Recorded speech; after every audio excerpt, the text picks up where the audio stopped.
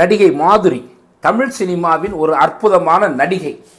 80-90 காலகட்டங்களில் தமிழ் சினிமாவில் தவிர்க்க முடியாத ஒரு கதாநாயகியாக வலம் வந்தார். இவர் முதலாக தமிழில் சூப்பர் ஸ்டார் ரஜினிகாந்த் அவர்கள் நடித்த மனிதன் என்ற திரைப்படத்தில் சூப்பர் ஸ்டாரின் தங்கையாக நடித்திருப்பார். அதனைத் தொடர்ந்து இவர் நடிக்காத கதாநாயகனே இல்லை என்று சொல்லக்கூடிய அளவிற்கு சூப்பர் ஸ்டார் ரஜினிகாந்த், உலகநாயகன் கமலஹாசன், பிரபு, கேப்டன் விஜயகாந்த், சத்யராஜ், அர்ஜுன், மோகன், பாண்டியன் என்று பல்வேறு நட்சத்திரங்களோடு நடித்திருந்தார். இவருடைய குணச்சித்திர நடிப்பிற்கு 2 படங்கள் அன்று மிகப்பெரிய அளவிற்கு பேசப்பட்ட படங்கள்.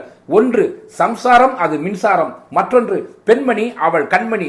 இந்த 2 திரைப்படங்களும் இவரது குணச்சித்திர நடிப்பிற்கு மிகப்பெரிய சான்றாக அமைந்தன.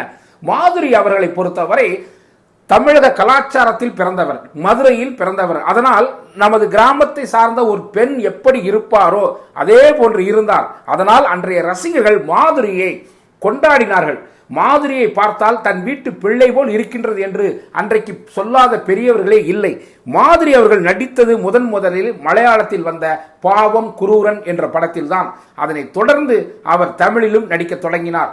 மாதுரி அவர்கள் 80-90 காலகட்டங்களில் தவிர்க்க முடியாத ஒரு அற்புதமான நடிகை.